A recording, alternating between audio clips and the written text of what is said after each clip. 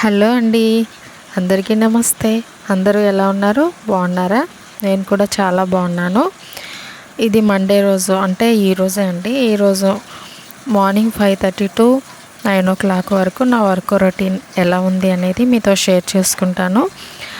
చూడండి, 5:30కి చాలా వర్షం వస్తుంది.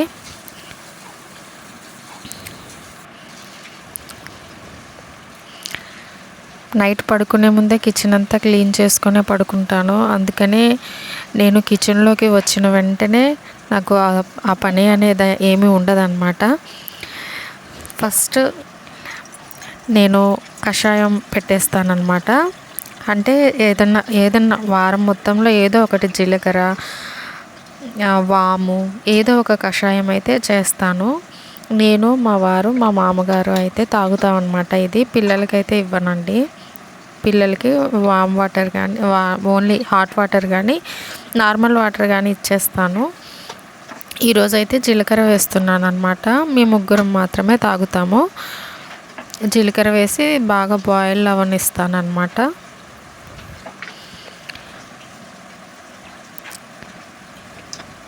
ఫస్ట్ లేచిన వెంటనే ఈ వాటర్ అనేది పెట్టేస్తాను. తర్వాత బియ్యం తీసుకొని పిల్లలకి రైస్ వండడం కోసం 2 గ్లాసుల బియ్యం తీసుకొని అవి శుభ్రం చేసి నానబెట్టేస్తాను. బియ్యాన్ని శుభ్రంగా కడిగి ఒక 1/2 అవర్ పాటు నానబెట్టేస్తాను. ఈలోపు నాని మంచిగా రైస్ మంచిగా అవుతుంది కదా.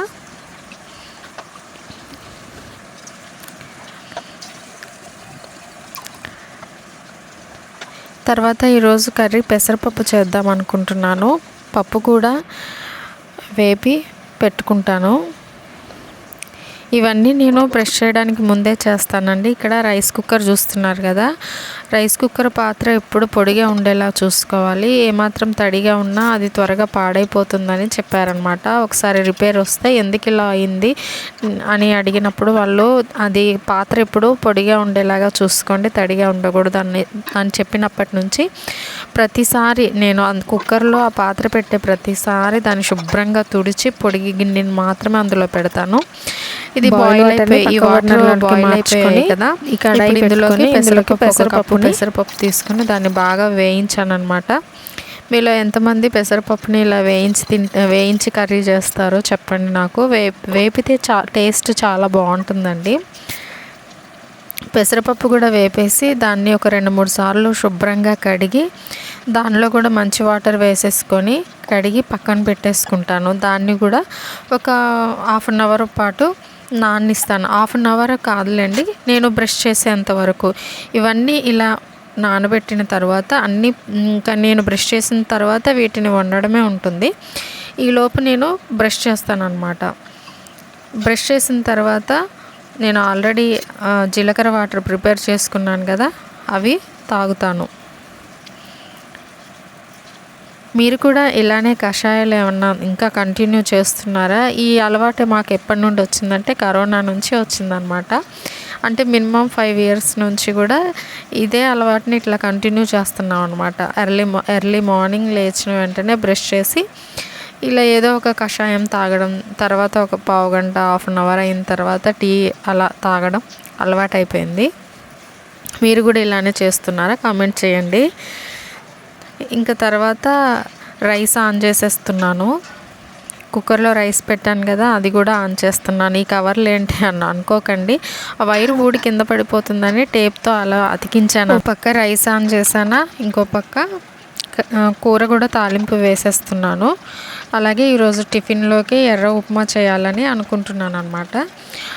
సో ఇందులో ఆయిల్ వేసుకున్నాను. అందులో కూడా ఉప్మా రవ్వని ప్రతిదీ ఏ ఉప్మా అయినా వేయిస్తానండి. నేను వేయించి కొద్దిగా నెయ్యి వేసి వేయించి పక్కన పెట్టేసుకున్నాను. ఇందులోకి పెసరపప్పు కూడా తాలింపు వేసేసాను అనమాట. పెసరపప్పులోకి అంటే కొద్దిగా ఆవాలు, జీలకర్ర, పచ్చిశనగపప్పు, వెల్లిపాయలు, కరివేపాకు, ఎండుమిర్చి, ఉల్లిపాయలు, పచ్చిమిర్చి ఇవన్నీ వేసేసి తాలింపు వేసేస్తాను. డైరెక్ట్గా తాలింపు వేసి అది కొంచెం వేగిన తర్వాత ఇందులోకి టమాటాలు కూడా కట్ చేసి ముందే వేయిస్తాను. ఈ టమాటాలు కూడా కొద్దిగా మగ్గిన తర్వాత ఒక స్పూన్ వరకు కారం వేస్తాను. కారం చాలామంది వెయ్యరు, కానీ నేను పచ్చిమిర్చి తక్కువగానే వేస్తాను. ఒక 4 అలా వేస్తాను. చూడండి, మనకు ఒక 4-5 చేతులు ఉంటే బాగుండు అనిపిస్తుంది కదా. ఒక పక్క నేను ఇది చేస్తూనే ఇంకో పక్క ఉప్మా కూడా రెడీ చేసేస్తున్నాను అనమాట. ఇందులో ఇటు పెసరపప్పులో కారం కూడా వేసిన తర్వాత అది కూడా కొంచెం కారం వేగిన తర్వాత ప్రిపేర్ చేసుకున్న పప్పు అందులో వేసేసి అలా ఉడకనిస్తాను అనమాట. ఉప్పు అప్పుడే వేయను, లాస్ట్లో వేస్తాను. ఉప్పు వేస్తే త్వరగా పప్పు ఉడకదని అంటారు కదా, అందుకని ఉప్పు వేయనండి. సో అటు ఉప్మా కూడా రెడీ అయిపోతుంది. అది కూడా ఎసరు వచ్చేసింది. ఉప్మా కూడా వేసిన తరువాత అది ఉడుకుతూ ఉంటుంది. ఎగ్జాక్ట్గా 7 కల్లా వాళ్ళకి నేను అన్నీ అంటే రైస్ పొయ్యి మీద పెట్టేశాను, కూర కుక్ అవుతుంది, టిఫిన్ కూడా ప్రిపేర్ చేసేసిన తర్వాత వెళ్ళి మా పిల్లల్ని లేపుతాను. ఎగ్జాక్ట్ 7 కల్లా ఇవన్నీ నేను కంప్లీట్ చేసుకొని, కంప్లీట్ అంటే కంప్లీట్ అవ్వవు, కాకపోతే ఆ ప్రాసెస్ ఇంకా అంటే నేను వెళ్ళి జస్ట్ చూసుకోవడమే, కానీ ఆ టైంకి కట్ చేసుకొని వంట చేయాలి 7 తర్వాత అనే పని లేకుండా 7 లోపే అన్నీ అట్లా నేను వెళ్ళి జస్ట్ అవి ఏమవుతున్నాయి ఏంటని చూసుకోవడం వరకే ఉండేలా చేసుకుంటాను. 7 అయింది.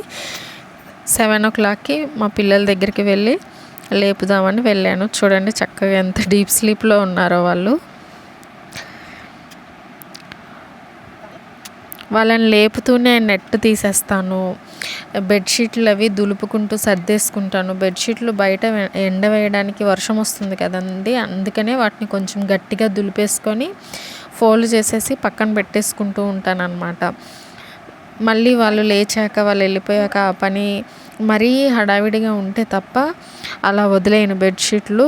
వాళ్ళని లేపుకుంటూనే బెడ్షీట్లు ఫోల్డ్ చేయడము అవన్నీ చేసేస్తూ ఉంటానన్నమాట. పిల్లలిద్దరిని కూడా లేపి వాళ్ళు బ్రష్ చేసి వాళ్ళకి స్నానానికి ఆల్రెడీ నీళ్లు పెట్టేశాను కదా, స్నానానికి నీళ్లు పెట్టేశాను, రెడీగా ఉంటాయి అవి కూడా. సో వాళ్ళు బ్రష్ చేసుకొని వెంటనే స్నానం చేసేసి రెడీ అయిపోతారు వాళ్ళిద్దరు కూడా. చూడండి మా బాబు పాప పడుకొని ఎంత డీప్ స్లీప్లో ఉన్నారో. లేపుతుంటే లేవరు త్వరగా, కానీ 8:30కి కదా, ఈ 1.5 అవర్లో వాళ్ళు లేచి రెడీ అయిపోతారు. పెద్దగా పేచి ఏం పెట్టరు. మా బాబుతోనే కొంచెం ఇబ్బంది, కానీ వాడు కూడా పర్వాలేదు. ఈరోజు అల్లరైతే ఏం చేయలేదండి. లేచి బ్రష్ చేసుకొని రెడీ అయిపోయాక స్కూల్ లేదని చెప్పారు. ఈరోజు బాగా రెయిన్ వస్తుంది, స్కూల్ లేదని చెప్పారు. కనీసం ఒక 10 days నుంచి కూడా ఇదే రీజన్ అనమాట. పొద్దున్నే స్కూల్ ఉంటుందేమో అని వాళ్ళని రెడీ చేయడం, స్కూల్ లేదని చెప్పడం, ఇలా 10 days నుంచి. మా బాబుకైతే స్కూల్ లేదు, పాపకైతే ఉంది. బాబు వేరే స్కూలు, పాప వేరే స్కూలు. ఒకళ్ళు ఆంధ్ర, ఒకళ్ళు తెలంగాణ స్కూల్ అనమాట. సో అలా వేయాల్సి వచ్చింది. మా పాపని మార్చే ఛాన్స్ లేదు, అందుకనే బాబుని మాత్రం ఆంధ్ర స్కూల్లో వేసాము. ఇన్ ఫ్యూచర్లో వాడిని మార్చుకోవచ్చు కదా, అందుకని చెప్పేసి.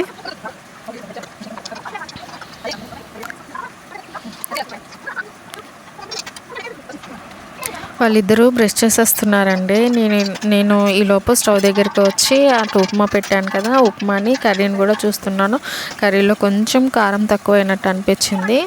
ఆ కారం కూడా కలిపేసి ఒక 5 minutes ఆపి అవి రెండు కూడా ప్రిపేర్ అయిపోయాయి. బాబు బ్రష్ చేయడం అయిపోయింది. వాడికి మార్నింగే నేను వాటర్ ఇచ్చేస్తాను అనమాట. చిన్న టీ గ్లాస్తో వాటర్ ఇచ్చేస్తాను, అవి తాగుతాడు. పాప కూడా తాగేస్తుంది.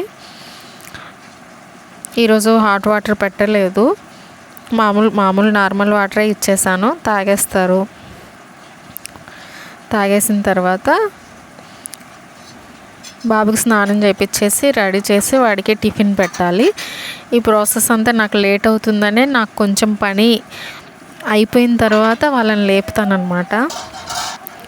వాళ్ళని లేపిన తర్వాత నేను వంట చేయడం అంటే నాకు కుదరదు, కాబట్టి నేను ఎర్లీగా లేచి ఈ పని చేస్తాను.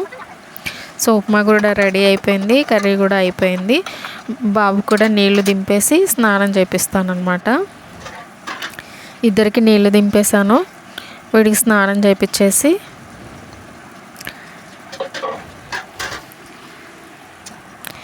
బాబుకి స్నానం చేపించేసి బాబుని స్కూల్ దగ్గర దింపుదామని నేను కూడా రెడీ అయిపోయాను. రోజు వెళ్ళి దింపేసి మళ్ళీ 3:45కి వాళ్ళకి స్కూల్ అయిపోతుంది, ఆ టైంకి వెళ్ళి తీసుకొస్తానమాట. చూడండి మా హీరో రెడీ అయిపోయాడు, కూర్చొని ఫోన్ చూస్తున్నాడు. ఈ గ్యాప్లో స్కూల్కి వెళ్ళే గ్యాప్లో ఫోన్ చూస్తాడనమాట. ఈలోపు వాడు బ్యాగ్ చెక్ చేస్తున్నాను, పెన్సిల్, ఎరేజర్, షార్ప్నర్ అన్నీ ఉన్నాయా లేదా అని ఒకసారి చెక్ చేసి వాటిని అన్నింటిని పెట్టి బ్యాగ్లో కూడా బుక్స్ అన్నీ ఉన్నాయా లేవా అని చెక్ చేసి అన్నీ పెడుతున్నా అనమాట. పాప రెడీ అయ్యేలోపు స్నానానికి వెళ్ళింది, తను వచ్చి రెడీ అయ్యేలోపు వీడికి టిఫిన్ పెట్టేస్తానమాట. వీడికి టిఫిన్ పెట్టిన తర్వాత మళ్ళీ బాబుకి టిఫిన్ తినిపించేసాను. ఇప్పుడు పాపకు జడలు వేయాలి, తినకు కూడా జడలు వేసి రెడీ చేసిన తర్వాత తిను టిఫిన్ చేసి రెడీ అయిపోతుంది. తన కోసం ఆటో వస్తుంది. నా ఛానల్లో 1000 సబ్స్క్రైబర్కి దగ్గరలో ఉన్నామండి. ఇంకొక 3 మెంబర్స్ సబ్స్క్రైబ్ చేసుకుంటే 1000 మెంబర్స్ అవుతారు. థ్యాంక్ యూ ఫర్ సపోర్టింగ్ మీ. ఇదండి ఈరోజు వ్లాగ్. ఈ వీడియో నచ్చితే లైక్ చేయండి, సబ్స్క్రైబ్ చేసుకోండి.